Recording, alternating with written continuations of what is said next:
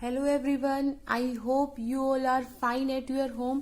सो बच्चों, हमारा आज का जो टॉपिक है वो है relationship between radius of octahedral void and radius of the atom in close packing.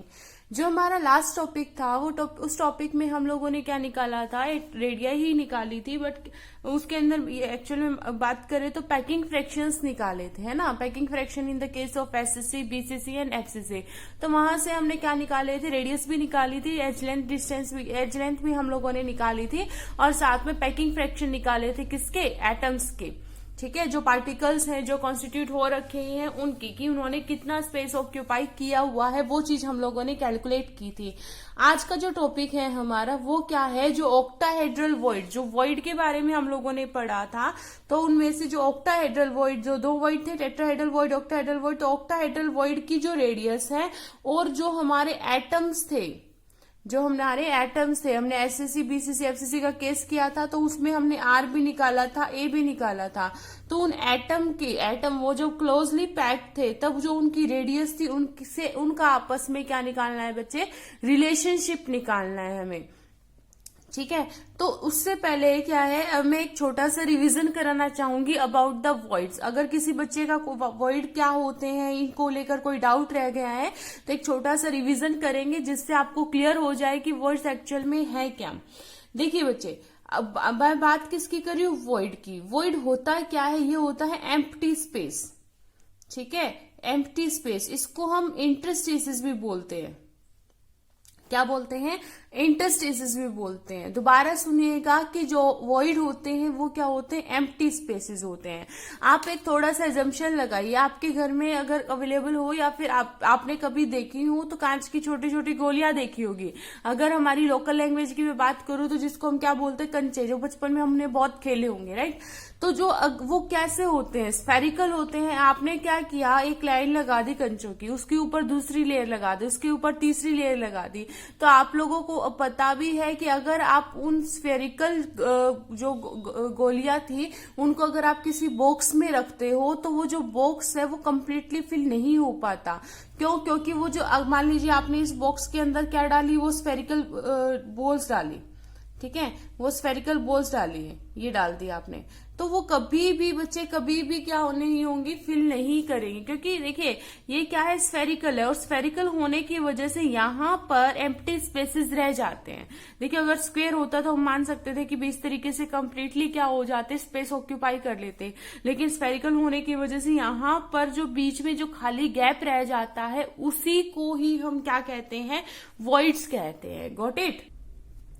तो हमने क्या किया है कि जो हमारा सॉलिड है, जो हमारे क्रिस्टल्स हैं, ठीक है, हम क्या पढ़ रहे हैं, क्रिस्टलाइन सॉलिड के बारे में पढ़ रहे हैं। अब क्रिस्टलाइन सॉलिड के अंदर भी तो क्या प्रेजेंट है, एटम प्रेजेंट है। तो यहाँ पर जो हम एटम हैं उनको हम स्फेरिकल ही मानकर चल रहे हैं। ठीक है, ये बात मैंने आपको बताई थी कि जो हम पार्टिकल है इसके, किसके, सॉलिड को, तो पार्टिकल को कैसे कंसीडर कर रहे हैं, as a hard sphere, as a hard sphere. ठीक है, तो अगर इसी तरीके से आप किसी क्रिस्टल के अंदर क्या भरेंगे, अब जो क्रिस्टल बना हुआ है वो किससे मिलके बना हुआ है, पार्टिकल से मिलके बना होगा। और पार्टिकल आपके शेप में कैसे है, स्फेरिकल है। तो अगर वो स्फेरिकल से भरा, स्फीयर से भरा हुआ है, तो उनके जब उनको फिल किया गया लाइक दिस, तो उनके बीच में भी तो कुछ एम्प्टी स्पेस होगा। तो उन एम्प्टी स्पेस, वो जो है, अब हमने क्या देखा था, हम लोगों ने देखा था कि ये जो पार्टिकल है वो किस किस तरीके से अरेंज हो सकते हैं, जिनमें हम लोगों ने एससीसी पढ़ा था, जिनमें हम लोगों ने बीसीसी पढ़ा था, जिनमें हम लोगों ने एफसीसी पढ़ा था। तो उस अरेंजमेंट के अकॉर्डिंग ये तो क्लियर हो गया कि आप जब स्फेरिकल पार्टिकल्स भरेंगे तो स्पेस बचेगा। वो स्पेस बचा हुआ है, तो वो स्पेस किस तरीके से बचा हुआ है, तो उन वॉइड्स को, उन खाली स्पेसेस को एक पर्टिकुलर नाम दिया गया। ठीक है, तो वो नाम कैसे दिए गए, किस तरीके के स्पेस को क्या नाम दिया गया, वो क्या है, हम इन वॉइड्स के अंदर पढ़ते हैं। तो हमने क्या देखा था कि जो पार्टिकल की पैकिंग है वो तीन तरीके से की गई थी, 1D, 2D और 3D।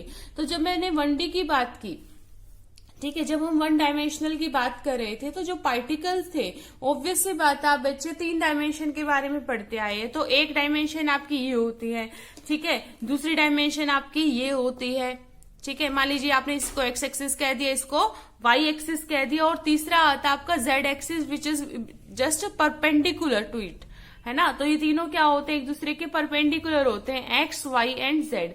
तो अगर आप 1D की बात कर रहे हैं तो 1 डायमेंशनल में क्या होगा, पार्टिकल सिर्फ एक ही डायरेक्शन में क्या होंगे, जुड़ते चले जाएंगे। अब आपने 2D की बात की तो जो पार्टिकल है वो दूसरी ऐसे भी बढ़ेंगे और इस सेकेंड डायमेंशन के अकॉर्डिंग इस तरफ भी बढ़ेंगे। और अगर आपने 3D की बात की तो ये ऐसे तो बढ़ ही गए, ठीक है, तो एक लेयर ऐसे तो बनी रही थी, लेकिन इनके ऊपर भी देखो एक लेयर ये रही, एक लेयर ये रही, लेकिन अब जब आप 3D की बात कर रहे हैं तो इनके ऊपर यानी कि इस तरीके से बढ़ना, ऊपर की साइड इस तरीके इसके लेवल के अकॉर्डिंग बढ़ने भी शुरू कर देंगे 3 डायमेंशन में। तो इस तरीके से हमें तीनों डायमेंशन में इनकी जिस तरीके से इन्होंने स्पेस ऑक्यूपाई किया वो पढ़ रहे थे। तो 1D में क्या थे बच्चे, जो पार्टिकल्स थे वो इस तरीके से सिर्फ 1 डायमेंशनल में ही क्या कर रहे थे, मूव कर रहे थे। Got it.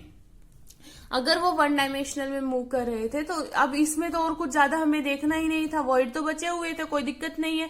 तो इसमें हमें ज्यादा वॉइड के बारे में डिटेल में नहीं करना है, इसमें हमें सिर्फ क्या बताना है, कोऑर्डिनेशन नंबर। कोऑर्डिनेशन नंबर का मतलब क्या होता है, आपने किसी भी एक पार्टिकल को पकड़ा, वो पार्टिकल अपने जैसे ही किसी दो से जुड़ा होगा, मतलब नेबरिंग एटम की बात करते हैं, तो उसके नेबर में कितने और एटम है। मान लीजिए मैंने इस पार्टिकल को पकड़ा तो इसके नेबर में कितने और पार्टिकल है, एक तो ये वाला और एक ये वाला इसका नेबर नहीं कहलाएगा, जस्ट अटैच होता है, उसी को हम नेबर कहते हैं, और वही उसका क्या कहलाता है, कोऑर्डिनेशन नंबर कहलाता है।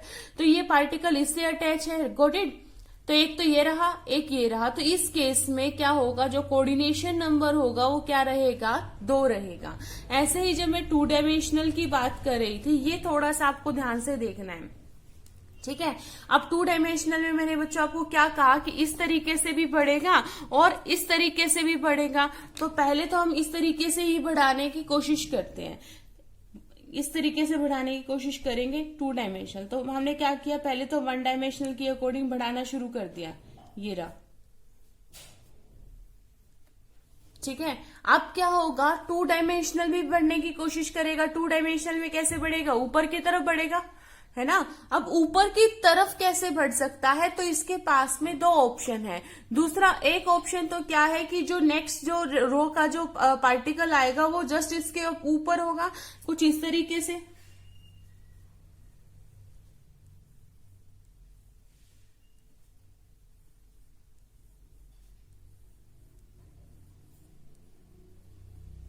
ये जो पार्टिकल्स है बच्चे एक दूसरे से अटैच्ड है ये,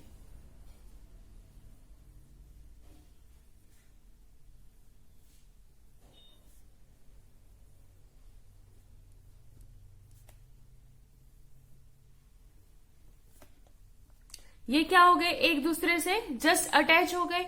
दूसरी चीज क्या हो सकती है कि ये एक दूसरे के ऊपर ना आकर इनके क्या आ जाए, बीच में आ जाए, जस्ट लाइक दैट।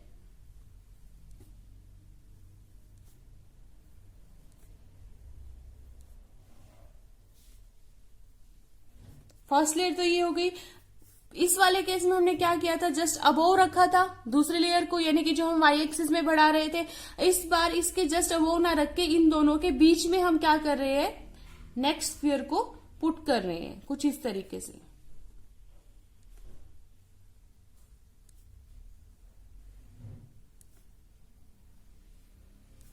और अब क्या होगा, इन दोनों के बीच में नेक्स्ट लेयर होगी,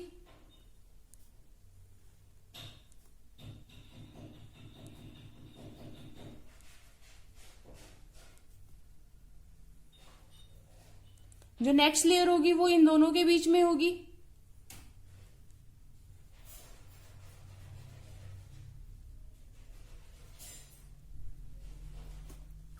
ठीक है, तो ये 2 अरेंजमेंट हमें देखने को मिले। अब इन दोनों अरेंजमेंट में बेसिक डिफरेंस क्या है, पहला तो आपको समझ में आ गया कि जो इसमें जो पार्टिकल है वो एक दूसरे के जस्ट ऊपर है, और इसमें अगर देखें तो जो पार्टिकल है नेक्स्ट लेयर का वो इन दोनों के बीच में है। अब मैं बात करती हूँ इनकी कोऑर्डिनेशन नंबर की।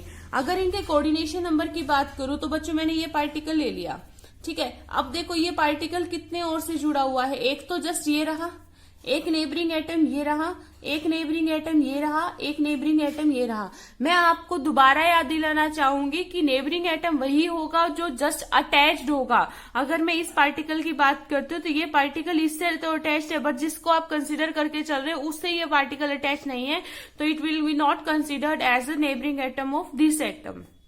Got it.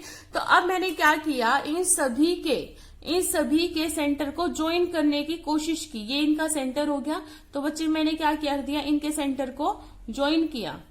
ठीक है, तो जैसे ही मैंने क्या किया, इनके सेंटर को ज्वाइन किया, तो आपको कैसी शेप नजर आई, एक स्क्वायर शेप नजर आई, है ना, स्क्वायर नजर आया। तो ये जो पैकिंग है किनकी, पार्टिकल की, तो उस पैकिंग को हम क्या कहते हैं, स्क्वायर क्लोज पैकिंग।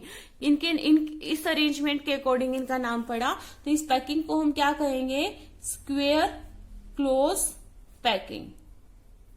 ठीक है, तो यहां से जो कोऑर्डिनेशन नंबर निकल कर आया, कोऑर्डिनेशन नंबर कितना निकल के आया, 1 2 3 एंड 4। तो कोऑर्डिनेशन नंबर कितना निकल के आया बच्चों, 4 निकल के आया। ठीक है, अब मैं बात करती हूँ इसकी अगर मैं बात करूं तो आप यहां पर आप किसी पर्टिकुलर किसी पार्टिकल को पकड़ लीजिए, मैंने इसको पकड़ लिया। ठीक है, तब यहां पर देखिए बच्चों कि यहां पर आपको किस तरीके की अरेंजमेंट नजर आ रही है। इस स्फीयर से ये वाला स्फीयर भी अटैच है, ये अटैच है इधर। ठीक है, ये वाला भी अटैच है, ये वाला भी अटैच है, ये वाला भी अटैच है, ये वाला भी अटैच है, और ये वाला भी अटैच है। यानी कि यहां पर एक स्फीयर से ज्यादा पार्टिकल अटैच्ड हुए नजर आ रहे हैं। यानी कि ये काफी और भी ज्यादा क्लोजली पैक्ड है। जितना ज्यादा क्लोजली पैक्ड होगा सॉलिड आपका उतना ही हार्ड होगा। अब मैंने क्या कर दिया, इनके सेंटर को आपस में ज्वाइन किया।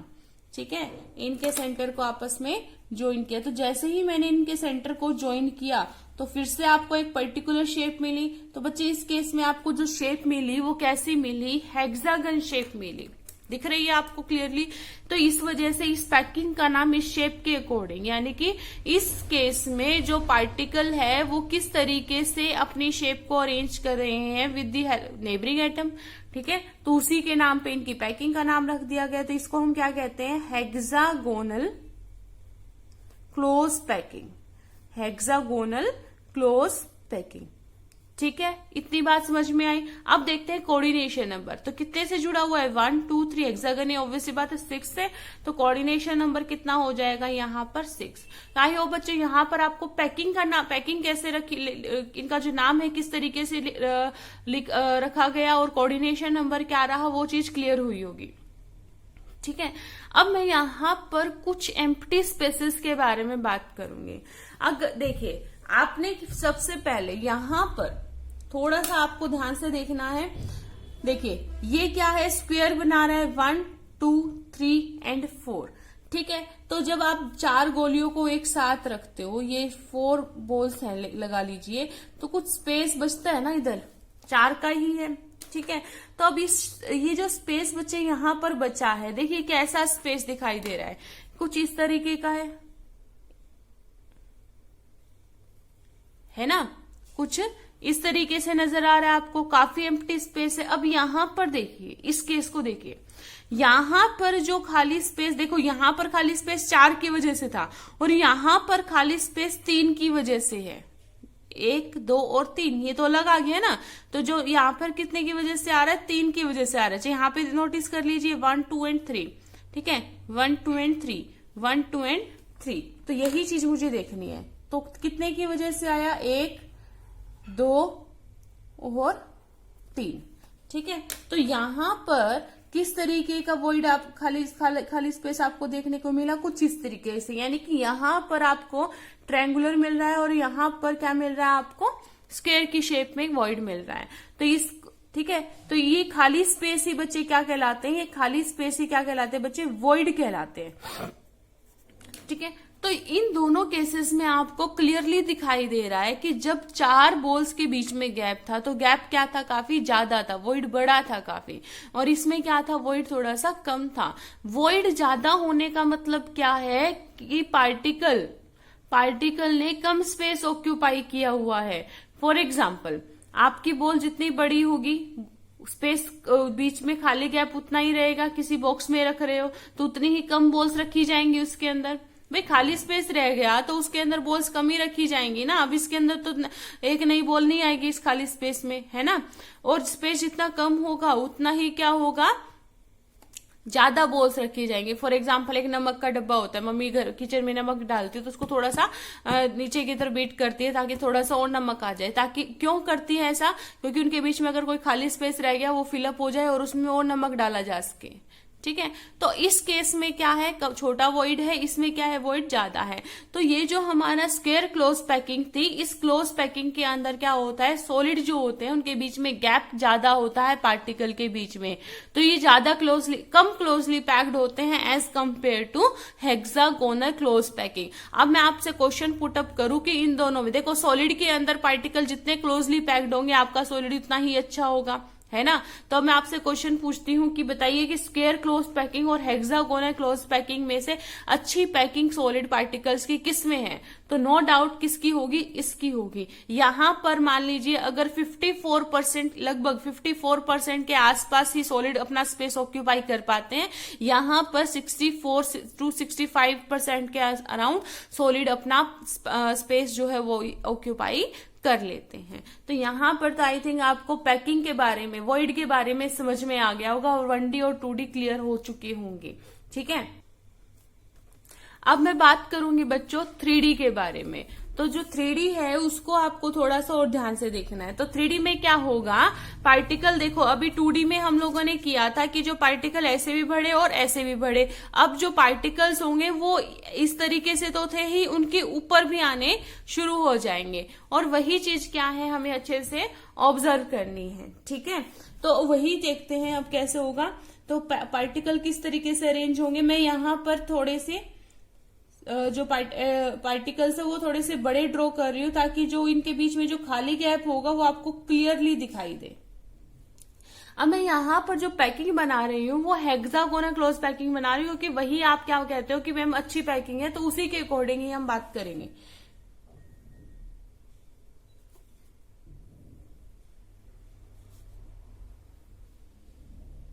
हेक्सागोनल में क्या था, दो पार्टिकल के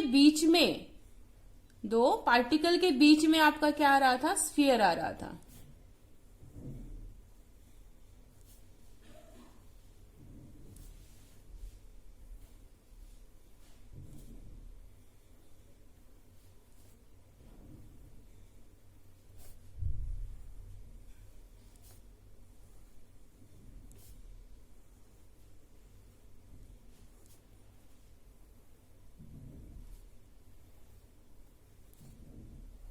इस तरीके से क्या होगी, ये वाली तो क्या बना दी हमने, 2D में बना दी। अब जो 3D होगी वो क्या होगी, इनके ऊपर आनी शुरू हो जाएगी।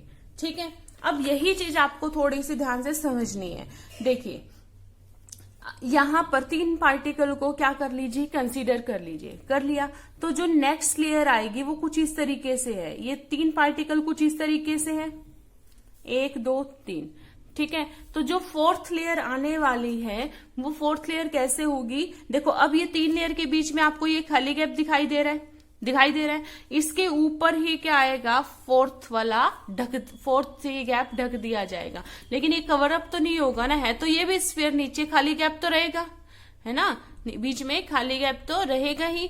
ठीक है, लेकिन जो 4th बॉल होगी वो इन तीनों के बीच में है। ये सोच लीजिए, इन तीनों के बीच में जो होगी वो 4th बॉल होगी। ठीक, इस तरीके से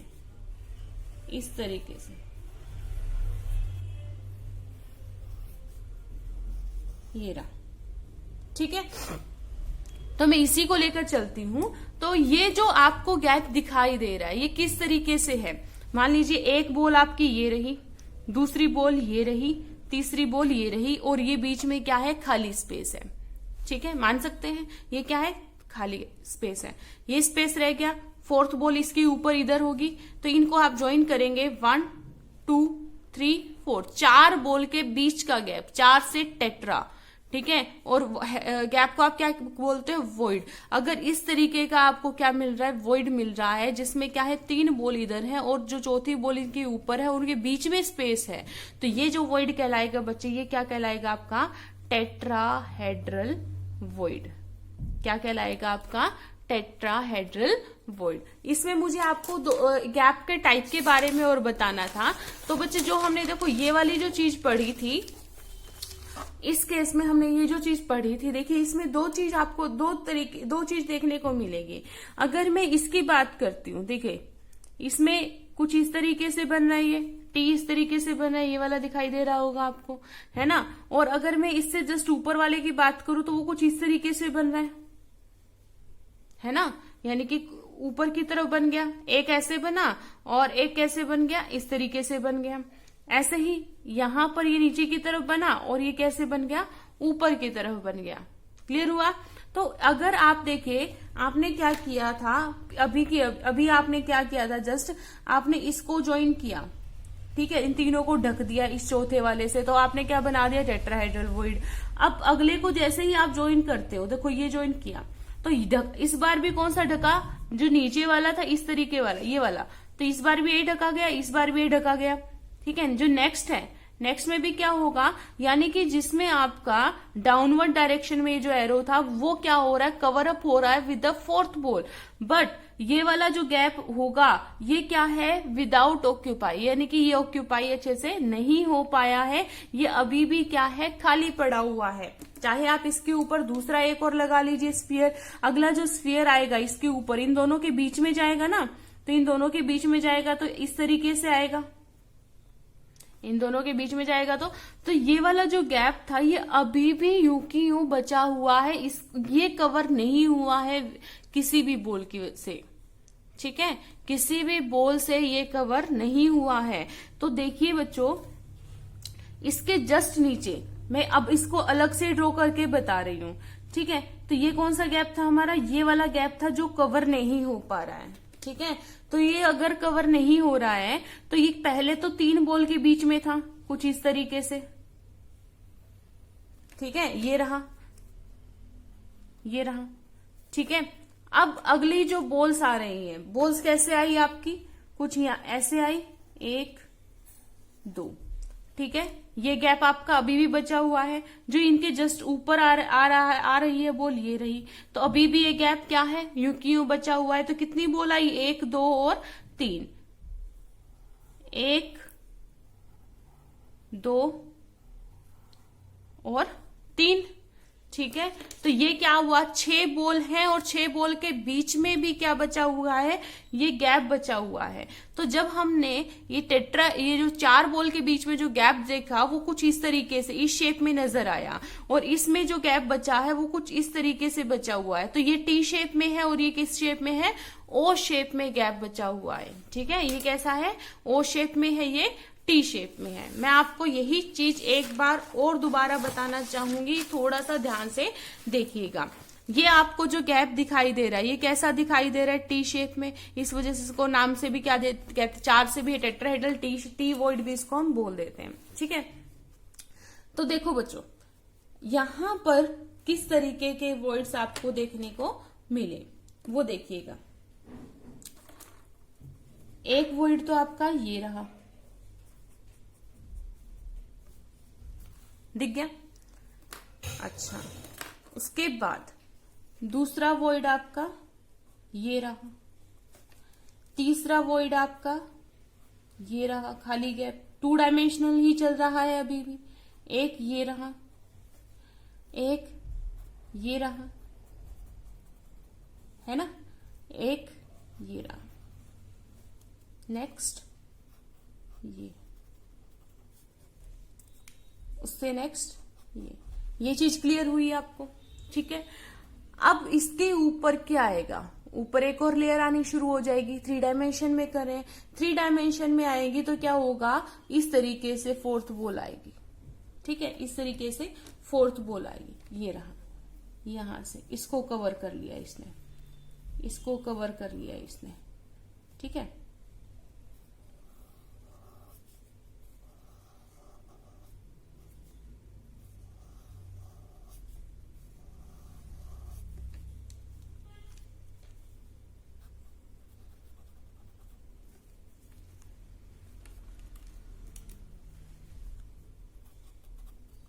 गॉट इट, अच्छा।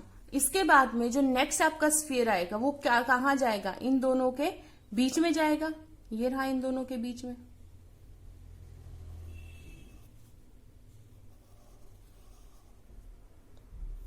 ये जुड़े होंगे स्फीयर, ठीक है। अच्छा, टेट्राहेड्रल वॉइड आपका बन चुका था। टेट्राहेड्रल वॉइड कैसे बना आपका, ये नीचे वाला स्फीयर, ये वाला और इससे ये वाला कवर हो चुका था, ये आपका टेट्राहेड्रल वॉइड। अब ये ग्रीन वाला स्पेस देखिए बच्चों, ये ग्रीन वाला स्पेस अभी भी अनऑक्यूपाइड है। ये देखिए, ये जो है ना, ये आपको दिखाई दे रहा है ना अभी भी, और ये सर्कल तो आपके इधर है, स्फीयर तो इधर है, यानी कि ये अभी भी बचा हुआ है। तो 3 तो नीचे, ठीक है, और 3 कहां पर आ गए, 3 जस्ट इनके ऊपर, कुछ इस तरीके से आएंगे। और ये जो बीच में जो गैप बच गया, ओ वॉइड जिसको हम बोलते हैं, और यही वॉइड आपका क्या है, ओक्टाहेड्रल वॉइड। यानी कि 6 स्फीयर के बीच में जो गैप बचता है, 4 से जो गैप, 4 की वजह से जो वॉइड मिला टेट्राहेड्रल वॉइड, 6 की वजह से जो वॉइड मिला ऑक्टाहेड्रल वॉइड। अब ये जो ऑक्टाहेड्रल वॉइड की और इनकी जो हमने अरेंजमेंट देखी थी, ये क्या कहता है कि आप इसके ऊपर जो नेक्स्ट लेयर लगाएंगे, ठीक है, वो थर्ड जो लेयर आएगी वो 2 तरीके से फिर से हो सकती है। थर्ड तरीके से कैसे हो सकती है कि आपने यहां पर देखिए, आपने क्या किया, यहां पर जो थर्ड आपने लेयर लगाई वो किस तरीके से हो सकती है। एक तो हो सकता है पैटर्न आपकी, ये नीचे वाली लेयर, ये वाली ए इसको नाम दे दिया। ये अब आपकी जो ब्लू वाली थी इसको आपने बी नाम दे दिया, क्योंकि क्या थी, इनके ऊपर थी। जो सी लेयर यहां पर आएगी वो सी लेयर 2 तरीके से हो सकती है। कैसे, ग्रीन बॉल से बनाती हूं मैं, ठीक है। तो देखिए, ये वाला अगर मैं मान लीजिए नीचे वाला आपका ग्रीन था खाली, तो ऊपर भी आपने इसको ग्रीन से कवर कर दिया, यानी कि 3 बॉलों से फिर से। तो अब ये जो बीच में खाली स्पेस था वो भी ग्रीन, नीचे वाला भी क्या था, ग्रीन, यानी कि नीचे वाली लेयर और ऊपर वाली लेयर क्या थी, सिमिलर रहेगी, ठीक है, यानी कि ए। तो ए बी टाइप की अरेंजमेंट, तो इसको हम कहते हैं HCP arrangement, hexagonal close packing, hexagonal close packing. एक और केस हो सकता है कि यहां पर जो आपका ओक्टाहेड्रल वॉइड आपको जिसको बोल रहे हैं, ठीक है, ये तो टेट्राहेड्रल वॉइड था, अगला, ठीक है, अब जो आपका ओक्टाहेड्रल वॉइड था, अब इसको कवर करने के लिए एक और लेयर आ जाए। अभी तक क्या थे, आपका ओक्टाहेड्रल वॉइड का केस ऐसा था कि जो पहले भी गैप था, उसके बाद जो नेक्स्ट लेयर आई फिर भी गैप था, लेकिन जो अब उससे जो नेक्स्ट लेयर आएगी उसने क्या कर लिया, इसको कवर कर लिया। तो ये वाली जो लेयर होगी ये इन दोनों लेयर से क्या होगी, डिफरेंट होगी, तभी तो गैप को कवर किया, अदरवाइज तो ये वाला गैप ऐसा का ऐसा पड़ा था। तो ये लेयर कैसी हो गई, सी। तो यहां पर 3 लेयर्स अलग अलग मिली, ए बी सी, आगे फिर से ए आ जाएगी, बी सी।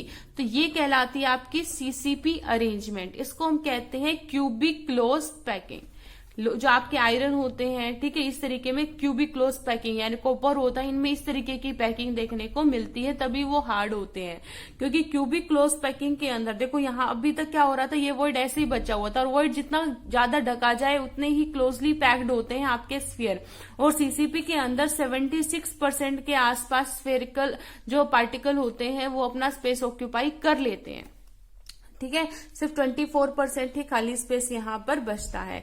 तो HCP और CCP, तो इस तरीके की जो लेयर है, जो मैंने आपको वीडियो में भी बताई थी, इनके स्फीयर्स को जब आपस में ज्वाइंट करते हैं तो एक हेक्सागोनल शेप बनाते हैं, AB अरेंजमेंट। और जो हम ABC की जो आपस में जोड़ते हैं तो वो एक क्यूबिक फॉर्म बनाते हैं, और क्या बनाते हैं, एक इस वजह से का नाम होता है क्यूबिक क्लोज पैकिंग, ठीक है। क्यूबिक क्लोज पैकिंग में एक चीज और देखने लायक है कि इसमें जो पार्टिकल की अरेंजमेंट होती है वो वैसी ही होती है जैसी FCC में होती है। FCC आपने कैसे पढ़ी थी बच्चों, FCC आपने कुछ इस तरीके से पढ़ी थी, है ना, कि आप लोगों ने देखा था कि 8 तो क्या होते हैं, कॉर्नर्स होते हैं। 8 क्या होते हैं, कॉर्नर्स होते हैं, और इसके अलावा क्या होते हैं, 6 फेसेस होते हैं। तो ये हो गए फेसेस, 4 तो ये हो गए ऊपर, नीचे लेफ्ट राइट, और एक हो गया बैक साइड में, एक हो गया फ्रंट साइड में, एक हो गया बैक साइड में और एक हो गया फ्रंट साइड में। ठीक है, अब देखो इनको अगर मैं ज्वाइन करती हूं तो देखना, इसको इससे ज्वाइन कर दिया, इसको इससे ज्वाइन कर दिया, इसको इससे ज्वाइन कर दिया, इसको इससे ज्वाइन कर दिया। ठीक है, इन जो चारों को, ये जो साइड की जो वॉल्स है, छत को छोड़ के अगर आपने सारी दीवारों के जो सेंटर हैं, ठीक है, आपकी जो कमरे की जो दीवारें होती है उनको, उनके सेंटर को आपने ज्वाइन किया है, तो बीच में क्या आ गया, खाली स्पेस। ठीक है, एक ऊपर है और एक नीचे है, तो ये 6 से मिलके ही बना है ये स्पेस। ठीक है, ये 2D में हम इस तरीके से दिखाते हैं, 3D में कुछ इस तरीके से देखने को मिलेगा। ठीक है, तो ये जो क्या आ गया आपका बच्चा, खाली स्पेस आ गया, एक ऊपर इसको कवर कर रहा है, इस खाली गैप को एक नीचे से कवर कर रहा है, ये रहा। ठीक है, एक इसको नीचे से कवर कर रहा है, एक इस खाली गैप को, जैसे आपने खाली गैप पे कुछ रख दिया हो, ये खाली गैप है, इसके ऊपर आपने ऐसे ढक दिया, लेकिन गैप तो अभी भी है, गैप तो अभी भी है, तो गैप तो है, लेकिन इसको इससे कवर किया, इसको इससे कवर करने की कोशिश की। ये जो बीच का ये जो गैप है ना, इसी को आप क्या बोलते हैं, ये जो बीच का ये जो गैप है, इसी को आप क्या कहते हैं, ओक्टाहेड्रल वॉइड कहते हैं, ओक्टाहेड्रल वॉइड बोलते हैं। ठीक है, तो ये जो अरेंजमेंट है ये कैसी है, कुछ काफी एफसीसी, तो सीसीपी बोल दीजिए चाहे एफसीसी बोल दीजिए, इनकी अरेंजमेंट क्या होती है, सेम होती है। ठीक है, आई होप आपको यहाँ पर वॉइड्स के बारे में समझ में आया होगा, अब आपको वॉइड के बारे में कोई डाउट नहीं बचा होगा। ठीक है, अब वापस आते हैं हमारे आज के टॉपिक पे, जो क्या था, हम रिलेशनशिप निकाल रहे थे किसके बीच में, एक तो हम निकाल रहे थे जो ओक्टाहेड्रल वॉइड, यानी कि देखो यहाँ पर जो वॉइड बचा है वो भी तो कैसा है, स्फेरिकल टाइप में ही होगा। ठीक है, तो इसकी भी कोई रेडियस होगी, प्लस में जो आपने जो एफसीसी की बीसीसी की अरेंजमेंट की थी तो उनकी भी अपनी कोई रेडियस रही होगी। ठीक है, तो उनकी भी रेडियस रही होगी, तो उन एटम की रेडियस प्लस में ऑक्टाहेड्रल वॉइड की रेडियस के बीच में रिलेशनशिप हमें एक जनरेट करनी है, वो अब हम करेंगे। Got it? तो टॉपिक क्या है हमारा, relationship between radius of octahedral void, जिसको मैं स्मॉल आर से डिनोट करूंगी, और and the radius of atom in close packing, जिसको मैं क्या करूंगी, कैपिटल आर से डिनोट करूंगी। अभी अभी हमने जस्ट पढ़ा था कि जो ऑक्टाहेड्रल वॉइड है उसमें हमने क्या किया था, क्यूब के जैसे हमारा एक रूम होता है उसकी चारों दीवारों के सेंटर को ज्वाइन कर दिया था, एक ऊपर था एक नीचे था। तो अब जो स्पेस आ रहा था वो खाली स्पेस किसके बीच में आ रहा था, 4 सेंटर के बीच में आ रहा था।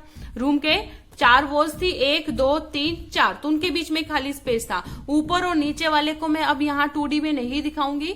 ठीक है, सिर्फ उन 4 के बीच में ही हम क्या पढ़ेंगे बच्चे, अभी ये रिलेशनशिप निकालना सीखेंगे। तो इस तरीके से क्या होंगे, मेरे पास में ये जो 4 स्फीयर होंगे आपस में जुड़े होंगे, और यही क्या है, इनके बीच में खाली स्पेस है। ठीक है, जो अगला होता है वो इसके जस्ट ऊपर आता है और एक आता है इसके जस्ट नीचे। ठीक है, तो अब हम कंसीडर करके चलते हैं कि यहां पर भी तो वो जो वॉइड है वो भी कैसा रहा होगा, स्फेरिकल रहा होगा। ठीक है, यहाँ जो वॉइड है ये क्या है, वॉइड है, और ये क्या है, आपके स्फीयर है, तो ये भी क्या रहा होगा, कैसा रहा होगा, स्फेरिकल रहा होगा। सबसे पहले तो मैं क्या करती हूँ, इन स्फेरिकल को आपस में ज्वाइन कर देती हूँ, इन स्फीयर्स को इस तरीके से। ठीक है, ज्वाइन कर दिया। अब इनसे मैं क्या करती हूँ, एक डायगोनल बनाती हूँ, ये डायगोनल बना दिया मैंने। ठीक है, ये डायगोनल बना दिया, तो ये आ गया A B C और D, डायगोनल बना दिया। अभी हमने पढ़ा था क्या कि जो यहाँ पर जो ऑक्टाहेड्रल वॉइड है, यानी कि वॉइड क्या है मेरा, ये वाला, ठीक है, उसकी रेडियस क्या है R, और जो मेरे एटम है, ये वाले एटम है, इनकी जो रेडियस है उसको मैंने कह दिया कैपिटल R। ये सेंटर है, ठीक है, सेंटर से यानी कि ये वाली जो डिस्टेंस, ये तो सिर्फ एटम है ना मेरा, ये क्या है, एटम है, इसका सेंटर है, तो ये वाली जो डिस्टेंस होगी ये क्या होगी, कैपिटल आर, क्योंकि ये तो क्या है, एटम की रेडियाई है। अब ये क्या है मेरा, ये क्या है, वॉइड है, तो वॉइड का भी एक सेंटर होगा, इस सेंटर की इतनी छोटी सी ये जो डिस्टेंस आपको दिखाई दे रही है, ये वाली डिस्टेंस आपको दिखाई दे रही होगी। ठीक है, इसको मैं क्या कहूंगी, स्मॉल आर, यानी कि ये आपका वॉइड है, इस वॉइड का भी तो सेंटर है, इसकी भी डिस्टेंस होगी, इसको मैंने क्या कह दिया बच्चे, स्मॉल आर से डिनोट कर दिया। ठीक है, तो इस तरीके की ये चीज आपको दिखाई दे रही है यहाँ पर। अब देखिए, अगर मैं एक डायगोनल की बात करती हूँ AC की, तो AC की जो रेडियस कितनी हो जाएगी, R, तो ये रहा कैपिटल R, फिर इस सेंटर से लेके यहां तक का स्मॉल r, इस सेंटर से लेके यहां तक का स्मॉल आर और यहां से लेके यहां तक का एक कैपिटल आर। तो यानी कि दो तो आपके पास में स्मॉल आर आ गए, क्योंकि इस तरीके से अरेंजमेंट है ना, ये वाली, यही तो है।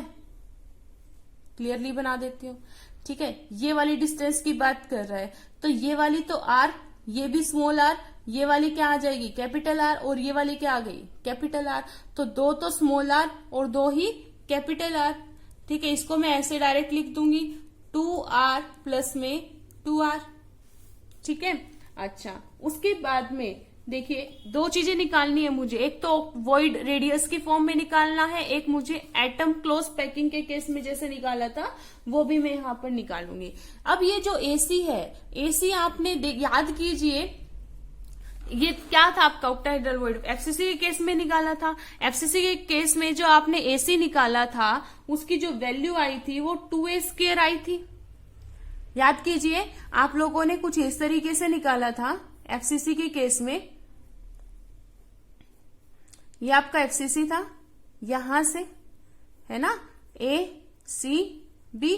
तो आपने कहा था कि जो AC है वो किसके इक्वल है, AB का स्क्वायर प्लस में BC का स्क्वायर, ठीक है। तो यहां AC का स्क्वायर, तो यहां से जो आपका AC था वो किसके इक्वल था, AB स्क्वायर प्लस में BC स्क्वायर। और ये क्या थी आपकी edge length which is A, BC क्या थी edge length which is A। तो यहां से आपका क्या आ गया था 2a स्क्वायर प्लस में A स्क्वायर। तो AC यहां से क्या आ गया था आपके पास में √2a। तो एक AC आपने यहां से निकाला, क्योंकि ऑक्टाहेड्रल वॉइड और एटम की क्लोज पैकिंग एटम की इस तरीके से देखी थी हम लोगों ने, और वॉइड के केस में इस तरीके से देख रहे हैं। तो जब क्लोज पैकिंग देखी तो यहां से तो आपका AC आया ये, और जब आपने क्या देखा ऑक्टाहेड्रल वॉइड के केस में देखा तो पैकिंग आई आपकी ये। उसके बाद में बच्चे देखिए जो AB देखना है हमें, तो यहां पर जो AB है ये वाला, ठीक है, इस केस में आपके पास में जो AB है कितना आपके पास में बताना मुझे। ये वाली यहां से सेंटर से इस एटम की रेडियस कैपिटल R, इस सेंटर से इसकी रेडियस कैपिटल R। तो यहां से जो आपका AB आया वो कितना आया 2r के इक्वल आया। तो यहां से AB कितना आ गया आपका 2r आ गया। और यहां से AB आपका क्या था, ये तो जस्ट एक एज लेंथ थी है ना, और ये एज लेंथ हमारी कितनी आई थी स्मॉल a थी, ये तो मान के ही चल रहे थे। तो यहां पर मेरा क्या था AB कितनी थी, कितना था A था, ठीक है। अब हमें कुछ नहीं करना है, बस इनको आपस में क्या करना है डिवाइड करना है, AC upon AB, AC upon AB, ठीक है। AC अपॉन क्या करना है AB, AC अपॉन में AB। ये AC इसके इक्वल, ये भी इसके इक्वल, ये इसके इक्वल, ये भी इसके इक्वल। तो ये दोनों आपस में भी क्या होंगे इक्वल होंगे, है ना। ये इसके इक्वल है, ये इसके इक्वल, तो ये दोनों आपस में इक्वल, ये इसके इक्वल, ये इसके इक्वल, तो ये दोनों आपस में भी तो इक्वल होंगे अकॉर्डिंग टू मैथमेटिक्स। इतना आपको आता ही होगा, मान के चलती हूं मैं, ठीक है। तो बस इन दोनों को क्या कर देना है इक्वेट कर देना है, AC अपॉन में AB हमें करना है। तो यहां से क्या आएगा 2r प्लस में 2r अपॉन में क्या आएगा 2r, यहां से क्या आ जाएगा √2a अपॉन में क्या आएगा बच्चे, यहां से मेरे पास में a आ जाएगा। क्लियर है। इसको मैं और क्या कर सकती हूँ सिंप्लीफाई कर सकती हूँ, 2 कॉमन ले लिया, r प्लस में r अपॉन में 2r is equal to √2a upon में a से a कैंसिल, 2 से 2 कैंसिल, और सिंप्लीफाई करेंगे क्या आएगा यहाँ से r प्लस में r अपॉन में r इज इक्वल टू √2। इसको मैं ऐसे लिख सकती हूँ r अपॉन r प्लस में 1 इज इक्वल टू √2। 1 को मैं उधर लेके चली जाऊंगी, क्या आएगा r upon r is equal to √2 minus 1। तो जो √2 की वैल्यू होती है वो कितनी होती है 1.414 माइनस 1। जब इसको माइनस करेंगे क्या आ जाएगा 0.414। तो यहां से जो r आएगा आपका वो क्या आएगा 0.414 r, ठीक है। ये वैल्यू, तो यही तो रिलेशनशिप निकालनी थी। ये रेडियस किसकी थी आपकी ऑक्टाहेड्रल वॉइड की, और ये किसकी थी आपकी रेडियस क्लोज पैकिंग की। तो रिलेशनशिप निकल के आ गई कि जो ऑक्टाहेड्रल वॉइड की जो रेडियस है वो इतने टाइम्स बड़ी है किसकी रेडियस, इतने टाइम्स है इसकी रेडियस से, ठीक है। अब देख लीजिए 0 पॉइंट समथिंग है तो वो चीज छोटी हो जाती है। तो ये रिलेशनशिप है कि this radius is this time of radius of close packing of radius. ठीक है, अब हम करेंगे, ये तो था ऑक्टाहेड्रल वॉइड की रिलेशनशिप। अब हम देखते हैं टेट्राहेड्रल वॉइड की रिलेशनशिप। तो अब रिलेशनशिप निकालेंगे टेट्राहेड्रल वॉइड की, जिसको मैं फिर से क्या बोल रही हूँ, स्मॉल आर बोल रही हूँ, और रेडियस ऑफ क्लोज पैकिंग जिसको मैं कैपिटल आर से डिनोट कर रही हूँ। तो इसके लिए मैं क्या बना रही हूँ बच्चे, बॉडी सेंटर बना रही हूँ। एक क्यूब के अंदर बॉडी सेंटर बना रही हूँ और वहीं से क्या निकालेंगे, इनकी रिलेशनशिप निकालेंगे। ठीक है, ये क्या है मेरे पास में, बॉडी सेंटर है। ठीक है, ये कॉर्नर्स पे आपके क्या होते हैं, एटम होते हैं। फ्रंट साइड ये बैक साइड, इसको मैंने क्या कर दिया, ज्वाइन कर दिया, और यहां से मैंने इसको भी ज्वाइन कर दिया। ठीक है, अच्छा, ये इस तरीके से क्या निकल के आएगा, हमारी वैल्यू निकल के आएगी। ये आ जाएगा इधर ए, इसको मान लो मैंने कह दिया बी, इधर है सी, और इधर क्या है डी। तो मुझे यहाँ पर क्या क्या चाहिए, पहला तो मुझे यहाँ पर चाहिए एसी। ठीक है, एसी हम निकालेंगे दोनों के केस में। तो एसी आप लोगों ने पहले भी निकाला हुआ है। तो यहाँ पर जो आपके ये वाले जो स्फीयर्स हैं, ये आपस में क्या कर रहे होते हैं, अटैच कर रहे होते हैं, जुड़े होते हैं एक दूसरे से इस तरीके से। ठीक है, तो अच्छा, दोनों ही केसेस में निकाल के चलेंगे। अगर क्लोज पैकिंग की बात करते हैं तो एसी अभी अभी जस्ट हम लोगों ने निकाला था। जो एसी होता है वो किसके इक्वल होगा बेटा, एसी का स्क्वायर।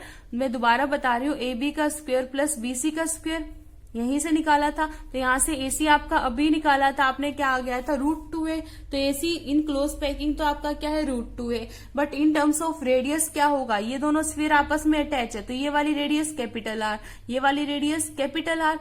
वॉइड तो नहीं है ना अभी, वॉइड तो हमारे पास कहाँ है, यहाँ पर है, खाली स्पेस में है। ये वाला जो ना, ये क्या होता है आपका, वॉइड होता है यहाँ पे, लाइक बॉडी सेंटर की तरह। तो यहां से जो आपका एसी आएगा वो क्या आ जाएगा, 2r। ठीक है, अब मुझे क्या चाहिए, एडी चाहिए। मुझे क्या चाहिए बच्चे, एडी चाहिए। तो एडी हम लोगों ने पहले भी निकाला था, जब हमने बॉडी सेंटर का केस निकाला था। ये बॉडी सेंटर ना होके बच्चे क्या होता है हमारा, एक्चुअल में तो वॉइड यहाँ पर मान के चल रहे हैं क्योंकि वॉइड है खाली, इनको ज्वाइन करते हुए। यहां से हमने एडी निकाला था। एडी किसके इक्वल आया था, देखिए एडी का स्क्वायर अगर मैं बात करूं इस ट्रेंगल से, यहां से ये वाली जो मैं अगर ट्रेंगल की बात करती हूँ, तो यहां से आपका एडी का स्क्वायर आता है पाइथागोरस थ्योरम की वजह से, एसी का स्क्वायर प्लस में सीडी का स्क्वायर। ठीक है, एसी आपका क्या है, √2a है ना, √2a था, प्लस में ये क्या, सीडी क्या है आपका, ए। ठीक है, सीडी यहां से एडी कुछ इस तरीके से था, है ना। तो ये तो क्या आ गया था आपका √2a का स्क्वायर, प्लस में ये क्या आ जाएगा, सीडी आपका ए स्क्वायर। तो टोटल आपका क्या आ गया था, सॉरी ये नहीं था, 2a का स्क्वायर और a का स्क्वायर, तो ये टोटल क्या हो गया था आपका 3a का स्क्वायर का अंडर द रूट। तो आपका जो एडी आया था वो क्या आ गया था, √3a। हम लोग ये पहले ही निकाल चुके हैं, पैकिंग फ्रैक्शन जब हम लोगों ने निकाला था। तो एडी हमारे पास क्या था बच्चे, √3a। ठीक है, √3a हमारे पास में एडी आया था। इसके बाद में यहां से एडी निकालना है। एडी ये क्या है आपका, फिर से वॉइड है, वॉइड की डिस्टेंस आपने क्या मान के चले, आर। ये डिस्टेंस क्या है, स्मॉल आर। ये स्फीयर कुछ इस तरीके से है आपके, इनके बीच में ही तो क्या आया है, गैप आया है। इनके बीच में ही क्या था, ये वॉइड। ये वाली कैपिटल आर, ये कैपिटल आर, ये स्मॉल आर, ये स्मॉल आर। तो again small 2r plus 2r, तो ये क्या आ गया था आपका 2r प्लस में 2r। ठीक है, अब फिर से वही चीज करनी है, हमें निकालना है एडी अपॉन में एसी। तो एडी अपॉन में एसी, तो एडी ये है, एडी ये है, दोनों एक दूसरे के इक्वल आ जाएंगे, ये भी एक दूसरे के इक्वल आ जाएंगे, कर लीजिए। तो यहां से एडी अपॉन एसी क्या आया था, आएगा आपका √3a अपॉन में √2a, और यहां से एडी अपॉन एसी आपका क्या आ जाएगा, इन दोनों को इक्वेट करेंगे तो 2r प्लस में 2r अपॉन में 2r। और कैसे कर सकते हो इसको, √3a अपॉन में √2a। ठीक है, 2 कॉमन आ जाएगा, r प्लस r अपॉन में 2r। a से a कैंसिल, 2 से 2 कैंसिल, क्या बचेगा यहाँ पर, √3 अपॉन में √2 इज इक्वल टू, इसको मैं ऐसे लिख सकती हूँ r अपॉन r प्लस में 1। इसको सिंप्लीफाई करेंगे, 1 आपका इधर आ जाएगा, r upon r √3 upon √2 minus 1। √3 की वैल्यू कितनी होती है बच्चे, 1.732। इसकी वैल्यू कितनी होती है, 1.414। इसको सिंप्लीफाई करेंगे 1.414। जब इस पूरी इक्वेशन को जब मैं सिंप्लीफाई कर लेती हूँ तो जो वैल्यू आती है वो आती है 0.225। 0.225। तो जो आपकी आर आएगी वो क्या आएगी 0.225 कैपिटल आर।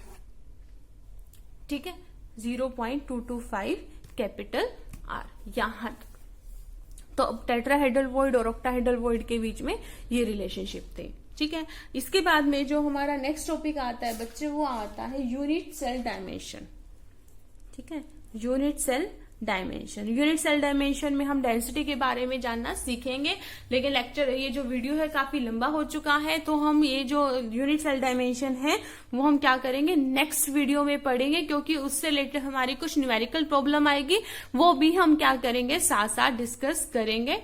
टिल देन बच्चे पढ़ते रहिएगा, अपना ध्यान रखिएगा। Thank you so much.